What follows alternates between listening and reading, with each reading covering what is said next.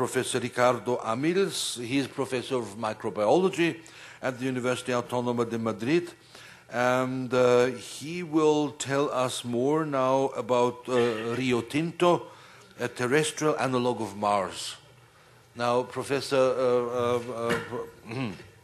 Amils, I think we're very curious to learn about the analogy between Río Tinto and Mars. The floor is yours. Welcome. ¿Alguien sabe cómo funciona esto? Pero, ¿lo hace aquí o lo hace allí? No sé. Sí, está encendido. No está encendido y está puesto, pero no sé cómo ponerlo. Ah, vale. Sí, pues yo creo que solo le tiene que dar aquí. Vale. Sí.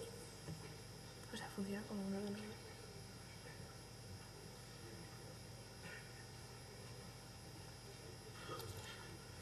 Y ahora pues supongo que será esto. Ah, vale. Ah. Well, sorry about that.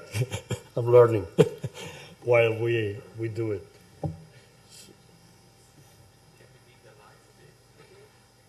The lights and the...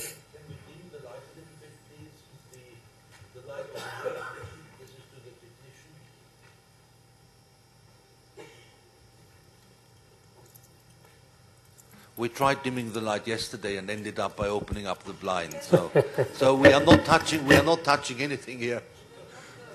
Yeah, thank you. Well,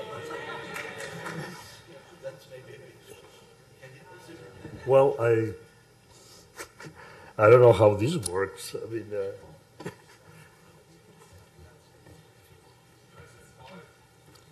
well,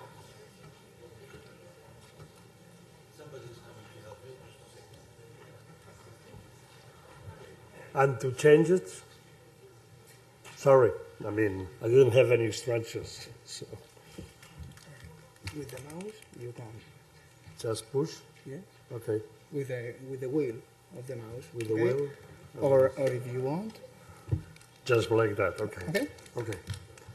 Well, again, sorry. I work in science, but I'm not very good in technical details. And first of all, I'm very happy to be here, especially because I will share with you kind of research that it's cross-border. You know, I work in astrobiology, and astrobiology by definition is interdisciplinary research.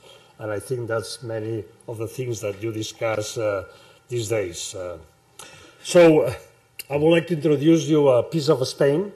In Spain, we have a peculiar river. It's called Tinto River. I think after being here for a couple of days, I don't have to tell you what Tinto is all about. I hope you learn. And Rio Tinto, it rises in what we call the Iberian Pirate Belt. That's a self-explanatory. One of the biggest concentration of sulfides, pirate, between them in the world. And it has very peculiar properties, like very acidic pH, constant pH, pH 2.3. It's a 100 kilometers long river and has a very high concentration of metals in solution. I will say the complete periodic table. The iron concentration in the origin, it's as high as between 15 and 20 grams per liter. This is a million times the concentration of iron that you can find in any river or in our oceans. I mean, for many years in this field, people were interested to understand the origin of the river, I mean, how microbiology was involved in it, and I mean, these days, thanks to the economical consequences of this research, and as I will mention later on, it is very clear that what is happening is not a unique microbiological effect. I mean, you need two pieces. I mean, it's a kind of a cycle with two elements. One is the presence of ferric iron, a very strong oxidant agent, which is produced by biology. So in this sense, one part of the cycle, I mean, you produce oxidation of iron by microbes that can do so. And after that, I mean, the ferric iron is able to oxidize the pyrite and produce sulfuric acid. I mean, this is the kind of research that is involved in this type of business. It's called geomicrobiology, because in addition of the biology, you need the geological part, because the substrates that microbes are using are geological, and also the products. I mean, the first thing we have to mention is the limitations of the conventional microbiology, because this type of microbes are not easy to grow, and they are very slow growers. But we need to isolate them in order to do physiological studies. But we have to recognize that the eruption of molecular biology in microbial ecology has produced a great revolution. I don't want to go inside of details, because I think it's not the hour, not the real purpose of the talk. But combining different types of molecular biology, like the possibility to extract DNA to amplify the specific genes. I mean, we can construct or reconstruct the phylogenetic tree, and this is the prokaryote phylogenetic tree, which you can see that the phyla that are on red are the ones that we detect some microbes on the river. I mean, it is very obvious, seeing the difference between the reds and the blacks, that we can conclude that the diversity on the Rio Tinto is very low, which this is really agrees with the ecological concerns that we have, that in extreme environment with a low pH and high concentration of toxic metals, I mean, the diversity should be low. Also, in microbial ecology, it's not only important to know who is there to identify microbes, but also to know in which proportion, you know, the quantification. And this is done with techniques that it's called hybridization techniques, in situ hybridization techniques, that allows to recognize and also to count the elements that you have in the system. And you can do that in solution, and also can be done on the surface of the minerals. And it's easy to guess that in a system that is based on geological substrates like minerals, I mean, this part, I mean, the kind of microbes that are able to sit on the food, on the kind of elements that they can obtain energy from, it will be a very important issue. And, I mean, today, after more than 20 years working on the Rio Tinto, we have a model of how operates the water table. And, I mean, we know that there is microbes that are able to oxidize iron. The iron is responsible for maintaining the constant pH of the river. Also, we know that there is microbes that they can do the reverse reaction. So using the ferric iron, the product of the ferric reaction, just do what we call anaerobic respiration, which is reducing the iron. And it's easy to understand that, you know, if you have microbes that oxidize iron and others that reduce it, you have a cycle. I mean, and this allows the system to operate forever. Associated to that, I mean, there is different microbes that have been isolated, and we studied the physiological properties. And also associated to the iron cycle, we find the sulfur cycle. Just to remind you that pyrite is iron sulfide, so it has iron and sulfur. So both systems are operating in the Rio Tinto. Now I will share with you what we call an ecological paradox, because I mentioned prokaryotes. In other words, the tiny ones, the microbes that are much more easy to operate, that they have an easier physiology. But if we look at the microscope, the eukaryotes that share this environment, and this is easy to be done because eukaryotes, we are bigger than prokaryotes, the first surprise is that we see a zoo. You know, there is an incredible amount of different eukaryotic microbes that they are living on Rio Tinto. I mean, this can be done on also in a phylogenetic way. I mean, using extraction of genes and amplifying these genes. We can also find a lot of fungi. We have been isolated more than 1,200 different types of fungi. We don't have any slight idea what why fungi like to live in Rio Tinto. And also we can find curiosities like endemic plants, which, they are associated to the river. They are not aquatic plants, but their roots are deep. They're touching acidic waters with high concentration of metals. Or even we can find a plant like Imperata cylindrica that lives inside of the river, which is exposed to very high concentrations of ferric iron and sulfate, and this allows to produce biomineralization inside of our tissues. Minerals like jarosite, which you will see that it's very interesting for the talk. I mean, the title of the talk that we are giving. I mean, in other words, is related to Mars. So I think from this paradox that still is not well understood, I mean, it's a fact, we can measure it, we can see it, but we don't understand why there is much more diversity of eukaryotes, the complex systems, than not prokaryotes. But we can conclude that maybe in astrobiology we have to be aware that maybe on other planets, if we detect life, might not be the easy, the less complex systems, the prokaryotes, but maybe we can find more evolved systems. And now I would like to turn to the geological part of the geomicrobiology. I mean, I just mentioned the biological part.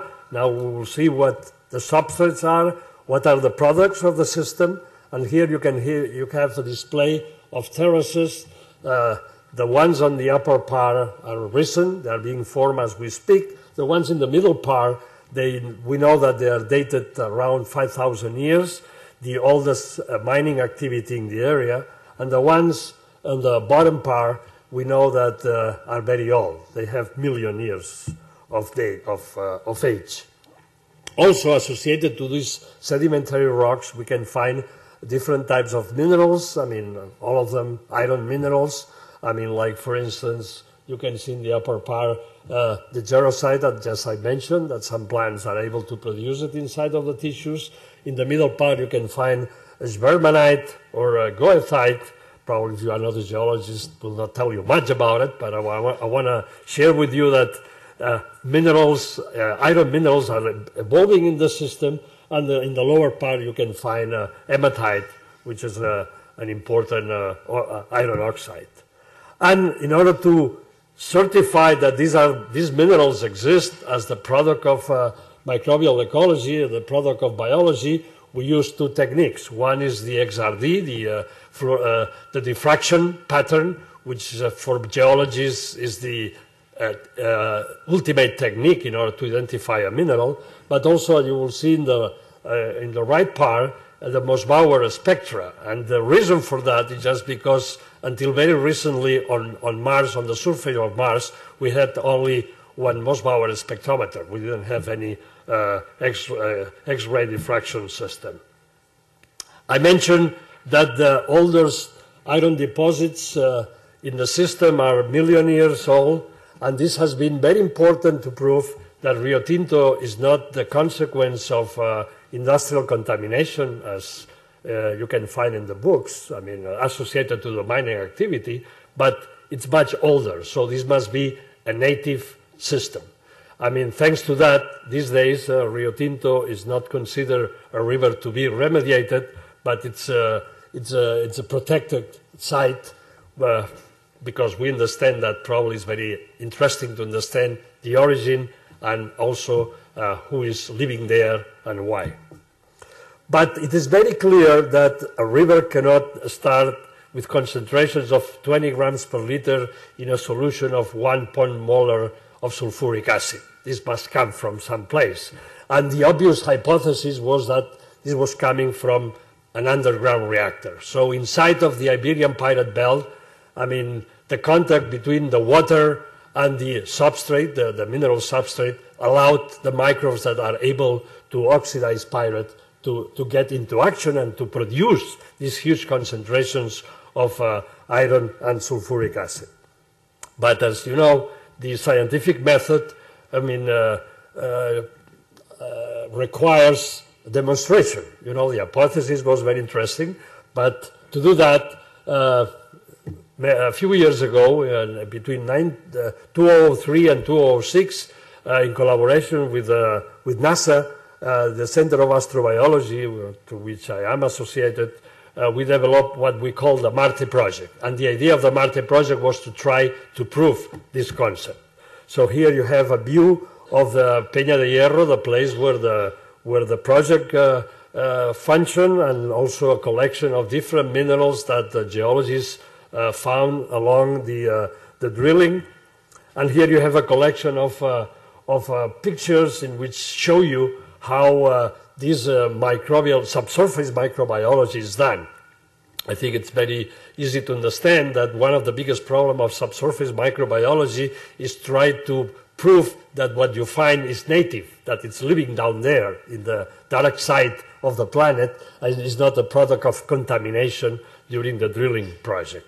Also, we know that underground there is no oxygen, so these microbes that might be living there, they don't have means to suffer, to be able to be exposed to oxygen. So all the experiments, all the acquisition of the samples and the process of the samples is done in anaerobic conditions instead of an anaerobic hood. I mean, and in this project we were able to detect alteration of pyrite and to demonstrate that this was associated to the presence of microbes. This, the technology, the methodology I mentioned before, the in situ hybridization allows to prove that these microbes are native, they are living down there, and probably they are associated to the alteration of the pyrite. And here you have a display in which you can see different types of activities. The most important activities that they were detected in the underneath the water table were pyrite oxidizers, which again, I mean, it makes sense. I mean, iron oxidizers, sulfur oxidizers, and then we find some surprises that they were not expected, like, for instance, methanogens producing methane. But as is easy to guess, you know, after you finish a project, you have a longer list of questions than answers. And in order to do that, I mean, a few years ago, we applied for a ERC project, and we were very happy to be granted. So we are in the middle of this project. The project is called IPBSL, which stands for Iberian Pirate Bell Subsurface Life Detection.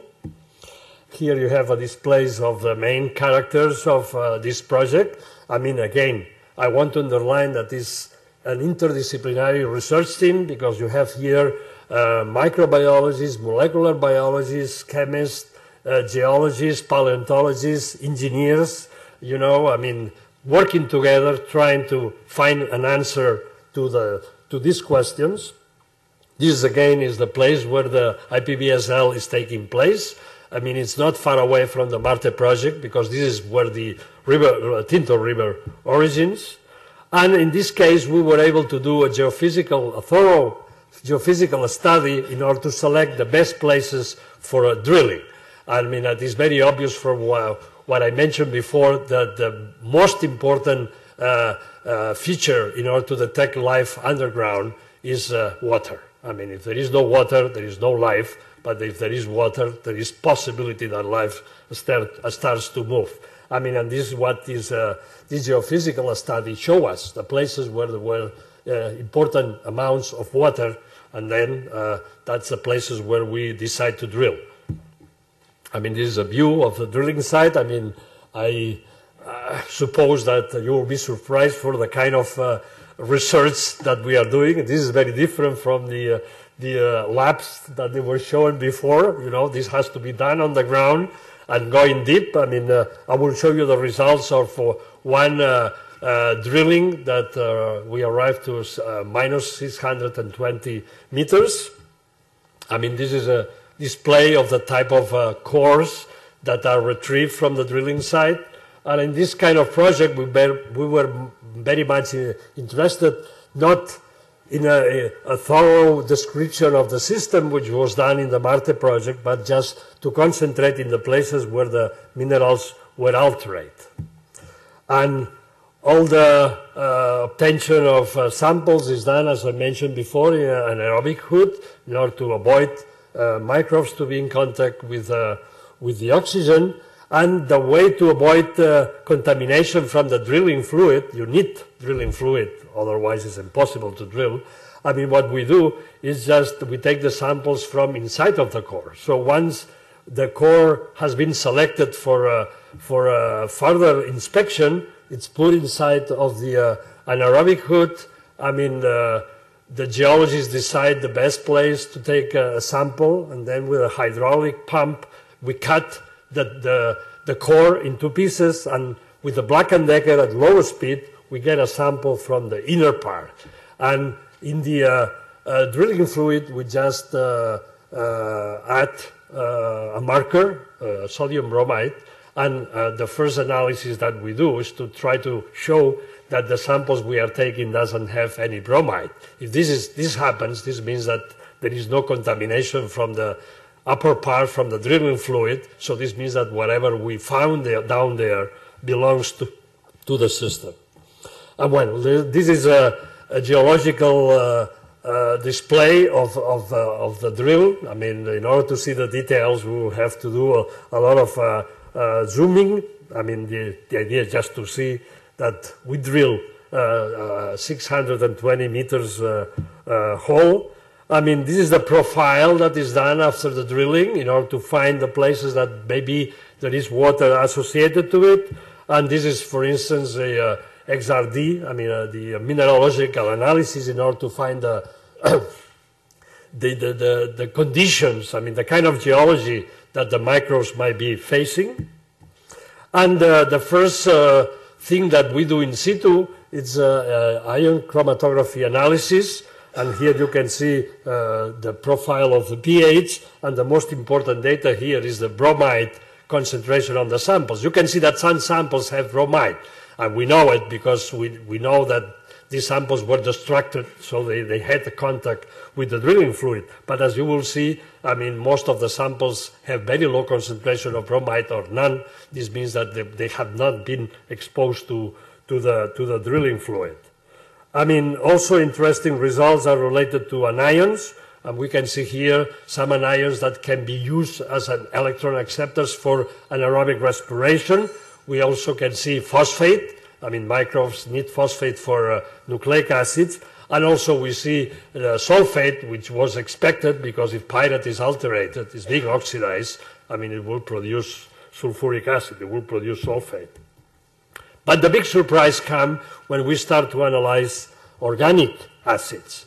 I mean, to our knowledge, nobody ever tried to do this kind of analysis underground in the subsurface, and the big surprise has been to find organic acids at different depths.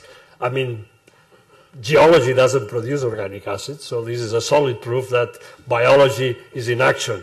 And as you can see, you know, different types of organic acid concentrates at different depths in this borehole. Also, we were able to detect, we have been able to detect proteins and sugars, which again is something that will be associated to the biology.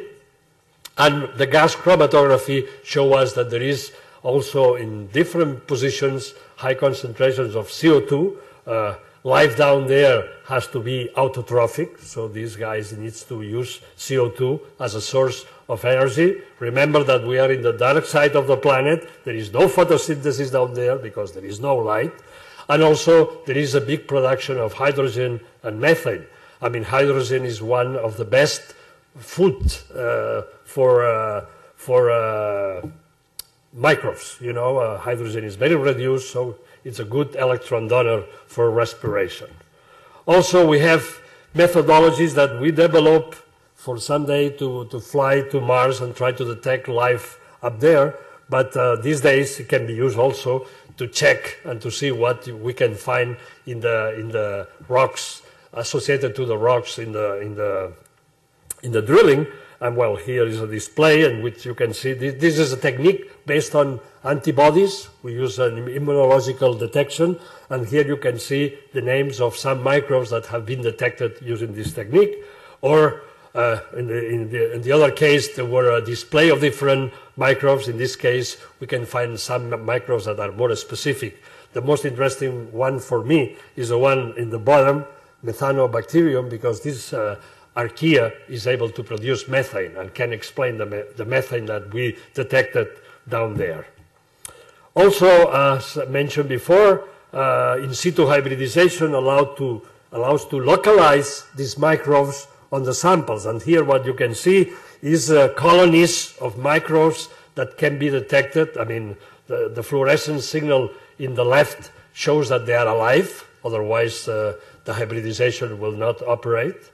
And what you can see that at this depth, we are at minus 600 meters depth, I mean, there is colonies of microbes that are doing something. I mean, right now, we can guess, because the only probe that we use in order to do in situ hybridization is a universal probe for bacteria. So we don't know who are down there, but the reason is because we have to wait for a sequence analysis in order to design the specific probes to do this kind of work. And also a very important part for microbiologists do enrichment cultures. In other words, you take a sample, you put it in specific conditions in a reactor, in anaerobic conditions, and you try to see who is there, what kind of metabolic activities can detect. I mean, here you have a list. Some of them were expected, as I mentioned before, like pyrite, iron, and sulfur oxidizers, that's what you were expecting in the Iberian Pirate Belt. Some were not expected, but has been a nice gift, like iron and sulfate reducers. So this means that the iron cycle and the sulfur cycle are operated underground. Also, methanogens producing methane, methanotrophs using this methane to live. So we have a carbon cycle operating. Also, denitrifiers, in other words, using nitrate to respire in the anaerobic conditions, and acetogens, which we were inspired to try to look for these activities because we detect high concentrations of acetate underground. And here you have a collection of reactions. I don't want to bother you with details, but the ones that they have a B, this means that it's a biological reaction, and the ones that have a Q is a chemical reaction. And the first one is the reaction of methane production by methanogens. The second one is the sulfur-reducing reaction that produces sulfhydric acid. And now this sulfhydric acid can be combined with iron and produce iron sulfide and release the hydrogen that is needed in the upper biological reactions. Also, this sulfhydric acid can react again with iron sulfide and can produce pyrite. In this case, it's what we call biological pyrite because can be distinguished from the geological pyrite, the ones that you have in your mineral collections. I mean, the geological pyrite, it's cubical, they will produce cubes, while the biological pyrite, it's produced at very low temperature and pressure, and it's botryoidal, it's a kind of cauliflower type. So you can distinguish very easily in the microscope these two types of pyrite, and also allows to show that the microbes are producing this pyrite. The next reaction is the chemical reaction of ferric iron producing the chemical attack to the pyrite. This produces sulfuric acid, and this when the ferric ions get reduced, can be again oxidized in anaerobic respiration using nitrate. In this case, again, you have an iron cycle in motion. Also, the next reaction is a reaction of oxidizing organic material with ferric iron, using ferric iron as an electron acceptor, and this produces the CO2 that is needed for the microbes, the autotrophic microbes, in order to have the carbon source. And the last reaction is the acetogens, is the use of hydrogen and CO2 in order to produce acetate that, as I mentioned, can be found in high concentrations on the underground part of the Iberian Pirate Belt. And now a question is, this is very interesting, but this is useful, can be used for anything. And well, I mentioned to you that this is a field that has been exploded in the recent years for economical reasons. All this microbial ecology is the base of what we call biomining. In other words, the use of microbes in order to extract metals from any kind of minerals. But I will not talk about it, even though I think it's a very interesting subject, because they asked me to talk a little bit about the astrobiological interests of Rio Tinto, so I will just drive you to Mars. So in the next few minutes, I would like to tell you a little bit the current status of the Mars exploration. And one of the things that I don't think I have to underline is the importance of water for life. I mean, that's the reason why all the missions, the recent missions to Mars, the leitmotif was look for the water, because we know that the rest of the elements that are needed for life are there.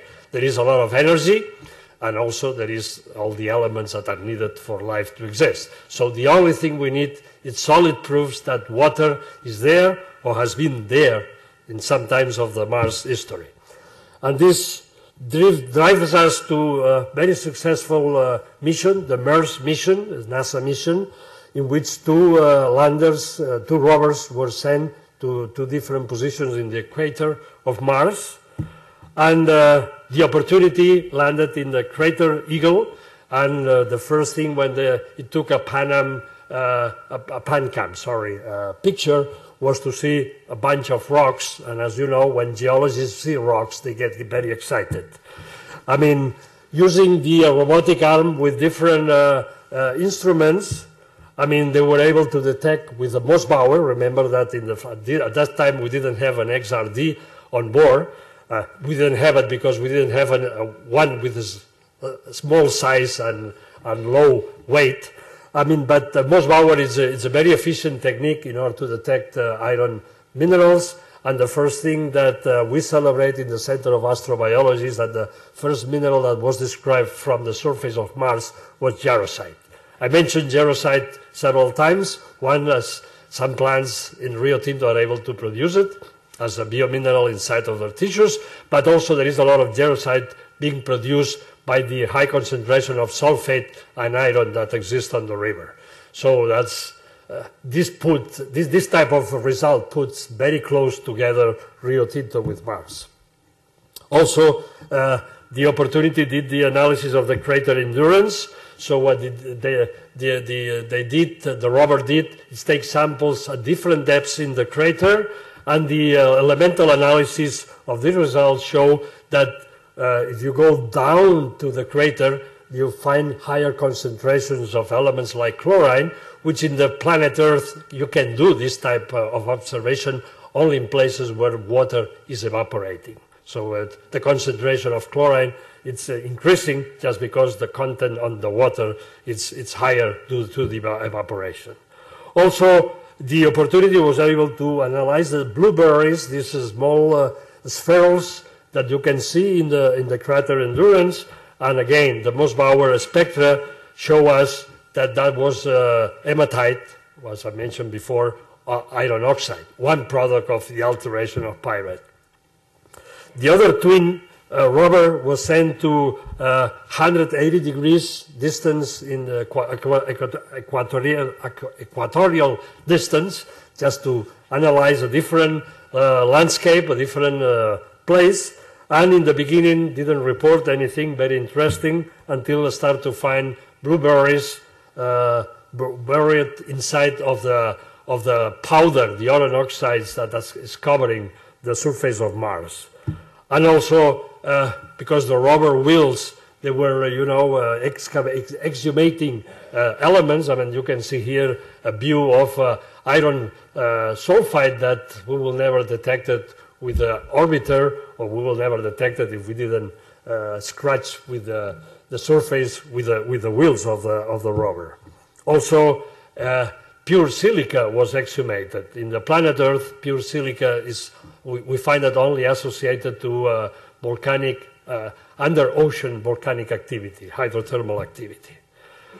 Europeans, we also are in Mars. I mean, we have the Mars Express orbiter sending very interesting results. And here you see a global map of water vapor. This means that there is a hydrological cycle in Mars, because you can see that the colors are different on the different parts of the planet. This means that the water is being evaporated and also is being deposited. Also, with the Mars Express, we will be able to show that the presence of phyllosilicates. Phyllosilicates is a smoking ant, proving that water was there. That's a product of alteration of basalt, the volcanic rocks that made the planet. Also, with the radar, we have been able to detect the amount of water ice that exists on the poles of the polar places of Mars. I mean, if all this water ice is being melted, we will be able to cover the surface of Mars with a depth of 10, 15 meters. I know that you will guess, you will claim that in planet Earth we have in the oceans places where the water depth is 10 kilometers, but nobody has been able to prove that you need 10 kilometers of water in order to have life on a planet. Also, a recent mission, American mission, the MRO, using a very high-resolution camera, taking pictures at high resolution, has been able to prove that there is coastlines that the only way to explain their existence is just by sequential evaporation of big bodies of water. Also, in 2008, NASA sent the mission Phoenix to one of the polar regions. I mean, and although some of the results are still under discussion, I mean, it was very easy to see these polygonal structures that on Earth are associated to terrains that have a high concentration of salts. Also, the Mars Odyssey was able to prove that in the places where the crater impact is very low, in other words, that probably because there were big bodies of water, there was you can detect high concentrations of specific elements by gamma ray spectrometry, which is a strong indication that this was oceans, paleoceans existing in these parts of Mars. But probably the kind of recent result that has been exciting most the microbiologists has been the detection of methane on the Mars atmosphere, which is under heavy discussion. But now the recent mission that we have on Mars, the Curiosity, it's trying to explain. I mean, if this methane has a geological or a biological origin. And I will show you very little results that they are on the Curiosity. As you know, the Curiosity arrived to Mars. I mean, the last August. But I mean, for many months it has been tested. You know, the engineers have been testing the performance of the different instruments, but it was very obvious from the beginning, you know, that the pictures that they were sending from crater Gale, you know, are associated to the presence of water. In the planet Earth, there is no way you can find a structure of this type that they are not associated to water. Also, the Curiosity is a lab in motion, has been able to start to drill, and the first results that has been reported is the presence of water underground in the minerals, associated to the minerals. Remember that what is important for prove the possible existence of life on Mars is the existence of water.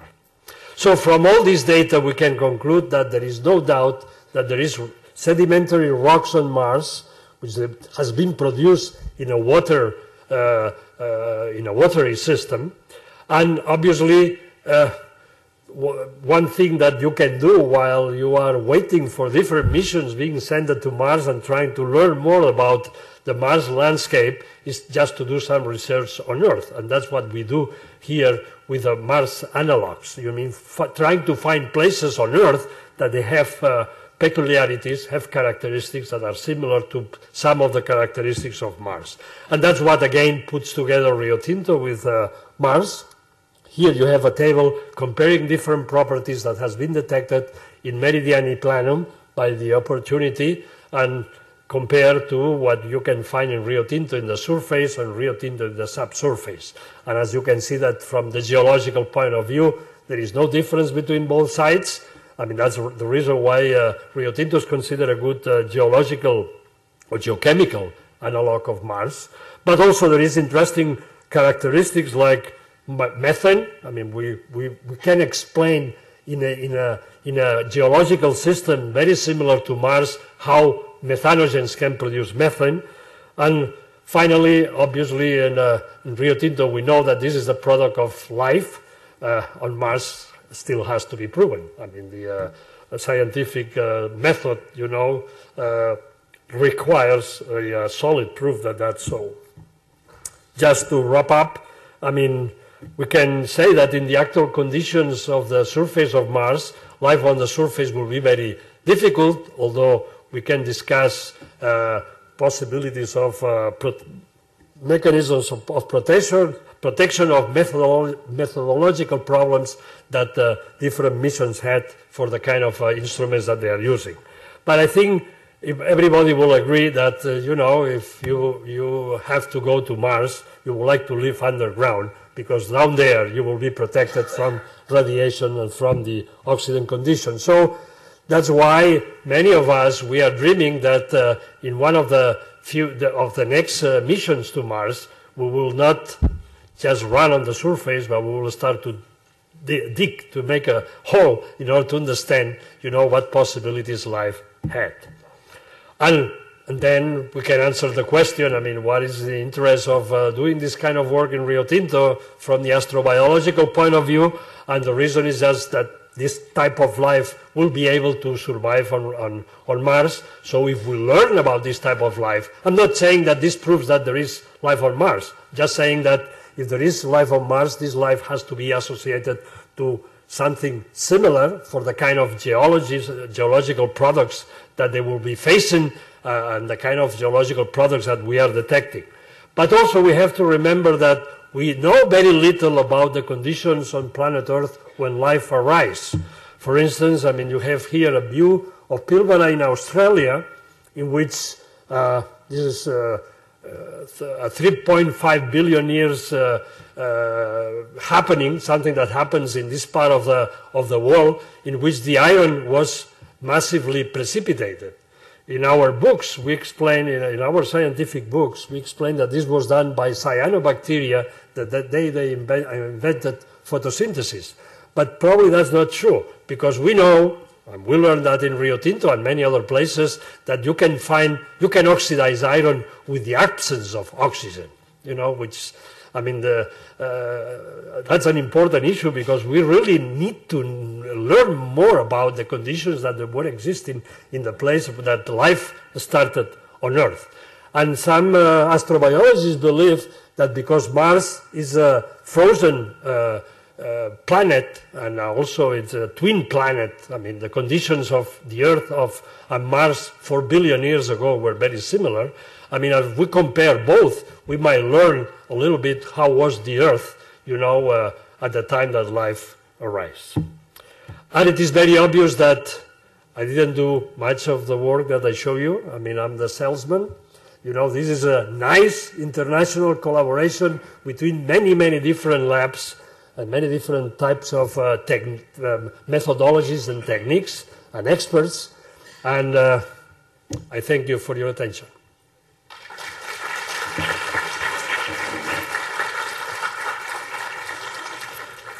Thank you very much for your inspiring talk and showing a very different type of cross-border activities, if I may say so. We want to thank you with a little bit of not Mars chocolate, but Belgium chocolate, not even Rio Tinto, but I don't know. It's dark chocolate, so maybe it's good for. Okay, I will give it to the backs to see if they like it. Okay, great. So thank you very much. Now it's coffee break. Okay, thank you.